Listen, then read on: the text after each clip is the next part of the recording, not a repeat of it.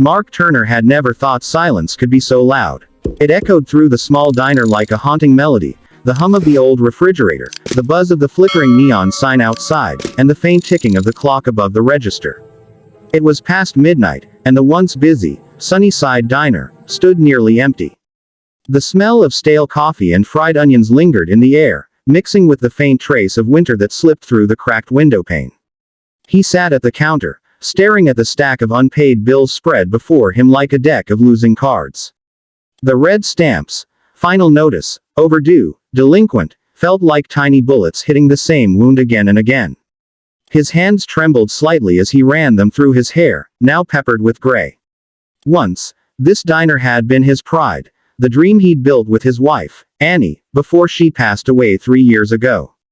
Together, they had painted the walls a cheerful yellow, hung framed photos of smiling customers, and promised that their diner would always feel like home to anyone who walked through the door. But that was before the new chain restaurant opened down the street. Before the economy took a turn. Before he had to start choosing between paying the electric bill or restocking the pantry. The laughter, the smell of fresh pancakes, the hum of morning rushes, all gone. Now, just a hollow shell remained, held together by nostalgia and sheer stubbornness. Mark leaned back on the stool and let out a long, tired sigh. His reflection in the coffee pot across the counter looked older than he remembered, worn out, hollow-eyed, the kind of man who used to have dreams but learned how to survive without them. He rubbed his chest absent-mindedly, feeling the dull ache that came whenever he thought too much about Annie. "You'd tell me to keep fighting," he murmured under his breath, his voice breaking in the empty room. "But I don't know if there's anything left to fight for." He turned off the "open" sign and began stacking chairs onto tables. The metallic scrape of wood against tile filled the quiet. Outside, the wind howled through the alley, carrying the faint sound of car tires slushing over snow. It was early January, the kind of cold that crept into bones and made the world feel smaller. Mark was just about to turn off the lights when he saw something move outside the window. A shadow, or maybe two. He frowned and stepped closer, pressing his hand to the fogged glass. There, near the dumpster at the far end of the lot, huddled two figures, one tall, one small. The taller one was trying to wrap a thin, tattered blanket around the smaller figure, who couldn't have been older than 10. He hesitated. This wasn't the first time he'd seen someone down on their luck near the diner, but something about the way the man's body curled protectively around the little girl made his stomach twist. They weren't rummaging for food or asking for change. They were just enduring. Without thinking, Mark grabbed his coat and stepped outside. The wind cut through him like glass, and his boots crunched over the thin layer of snow. "Hey," he called, his breath forming clouds in the frigid air. "You two okay out here?" The man tensed, instinctively pulling the girl closer. "We're fine, sir," he said, his voice hoarse, tired. "We'll move on soon. Just needed a place out of the wind." Mark could see their faces now. The man was probably in his 30s, his hair messy and his cheeks hollow. The little girl had big brown eyes that looked up at him with quiet fear, clutching a stuffed rabbit missing an ear. The sight hit him harder than he expected. Annie would have hated seeing this, a child freezing outside while he had a warm building sitting empty. "Listen," Mark said softly, holding up a hand. "It's freezing out here. Come inside for a bit. I've got heat, coffee, maybe some soup left over." The man shook his head quickly. "We don't want trouble. We're not asking for charity." Mark looked at the girl again. Her lips were blue. "It's not charity," he said. "It's dinner. And trust me, I could use the company." The man hesitated, searching Mark's face for any sign of judgment. Then, slowly, he nodded. "Okay. Just for a little while." They followed him inside, the warmth wrapping around them like a blanket. The girl's eyes widened as she looked around the diner, the checkered floors, the old jukebox in the corner, the scent of coffee brewing again. She smiled faintly, and for a fleeting second, the diner didn't feel empty anymore. Mark poured them hot chocolate and set out 2 bowls of soup. The man murmured a quiet, "Thank you," his voice thick with something that sounded like shame. But when the girl took her first sip and sighed with relief, Mark felt something stir in his chest, something he hadn't felt in months. Maybe Annie was right, he thought. Maybe there was still something left to fight for. The next morning, the diner didn't feel like the same place. Sunlight spilled through the blinds, scattering across the chrome counter and cracked leather booths, giving everything a faint golden glow. The smell of coffee and butter filled the air again, not the stale scent of leftovers, but something warm and alive. Mark leaned against the counter, watching Daniel move around the kitchen with surprising ease, as though he'd been working there for years instead of just one night. Daniel had insisted on helping. The moment he'd woken up, curled on the diner booth with his daughter Lily's head resting on his arm, he'd thanked Mark again and started cleaning. "You gave us shelter," he'd said. "The least I can do is make myself useful." Mark tried to protest, but it was no use. Within minutes, Daniel was fixing the squeaky pantry door, unclogging a sink that had been acting up for weeks, and organizing the dusty shelves in the back. Lily sat at one of the booths with a coloring book Mark had found under the register, a leftover from when the diner still had kids coming in for pancakes shaped like smiley faces. She colored quietly, her tongue sticking out in concentration, the sleeves of Mark's oversized flannel rolled up past her elbows. Every now and then, she'd look up at her father and giggle when he made a funny face while wiping down the counter. The diner had never been so quiet and yet so full of life at the same time. Around mid-morning, a few locals passed by, peering curiously through the windows. For weeks, everyone had assumed Sunnyside Diner was closing for good. Mark had been too embarrassed to tell anyone the truth, that he'd simply run out of hope. But now, with the blinds open and the smell of breakfast wafting into the street, people started to notice. "Hey, Mark," shouted Pete, the mailman, through the door. "Didn't expect to see you open today." Mark grinned, scratching his neck awkwardly. "Just trying something new." Daniel stepped out from the kitchen, wiping his hands on a towel. "You like coffee?" he asked. "Fresh pot brewing." Pete blinked. "Well, can't say no to that."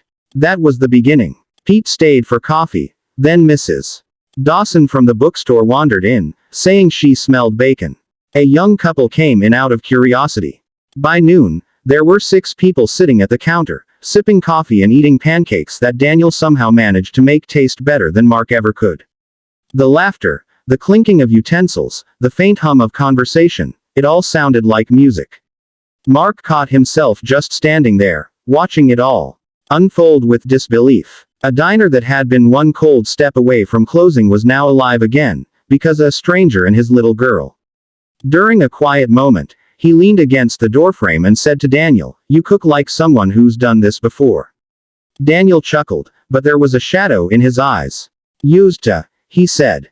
"Long time ago." Mark wanted to ask more, but something about Daniel's tone stopped him. Instead, he nodded and said, "Well, you've got talent. These pancakes could save my business." Daniel looked up from the grill, smiling faintly. "Maybe we can save each other." The words hung in the air. Simple, but powerful. By the afternoon, Lily had transformed the diner into something out of a children's storybook. She had drawn dozens of little pictures on napkins, smiling suns, hearts, and plates of pancakes, and taped them along the walls and windows. When a few customers complimented her art, she beamed, showing a tooth missing in the front. One of the regulars even gave her $1 for decorating. Mark watched her skip around the tables, laughing, and felt something stir deep inside him, something he thought he'd buried with Annie. It wasn't just joy, it was belonging. As evening fell, the crowd thinned out. The register, for once, wasn't empty. Daniel and Mark sat side by side at the counter, sipping coffee in tired silence, both too worn out to talk. Lily had fallen asleep again in the booth, her stuffed rabbit tucked under her chin. "You didn't have to stay," Mark said quietly. Daniel shrugged. "You didn't have to help us either." They exchanged a look, the kind that didn't need words. Outside, the wind had calmed, and the neon sign glowed steadily, casting soft light across the snow. For the first time in months, Mark didn't dread tomorrow. The diner wasn't just surviving, it was breathing again. As he locked up that night, he glanced back at Daniel and Lily, a stranger and a child who had walked into his life by accident and somehow brought it back to life. He smiled to himself. Maybe fate had a strange sense of humor. Or maybe, just maybe, it had perfect timing. The morning the SUV pulled up outside the diner, Mark didn't think much of it at first. Expensive cars didn't usually stop on their side of town, and when they did, it was usually because someone had taken a wrong turn. The black vehicle idled for a moment before the door opened and a woman in a long beige coat stepped out, her heels clicking against the icy pavement. She looked out of place amid the snow piles and cracked sidewalks, polished, composed, and carrying the quiet authority of someone used to boardrooms and headlines. Inside, Daniel was flipping pancakes while Lily arranged sugar packets into tiny castles on the counter. Mark was wiping down the coffee machine when the bell over the door chimed, and the woman walked in, glancing around as if she'd stepped into another world. Her eyes landed on Daniel, and for a moment, she froze. "Daniel," she said softly, disbelief cutting through her voice. Daniel turned, spatula still in hand. The color drained from his face. "Elena." Mark looked between them, confused. "You two know each other?" The woman nodded, her expression softening. "I used to. A long time ago." She turned to Mark. "I'm Elena Karpova, editor at the City Chronicle. I was actually coming to do a story on this place. People can't stop talking about the bankrupt diner owner who fed a homeless family. But I didn't expect to find him here." Daniel set the spatula down slowly. "That story's about us." Elena smiled faintly. "It's been spreading for days. Someone posted photos online. You, your daughter, the diner full of people again. The whole city's touched by it."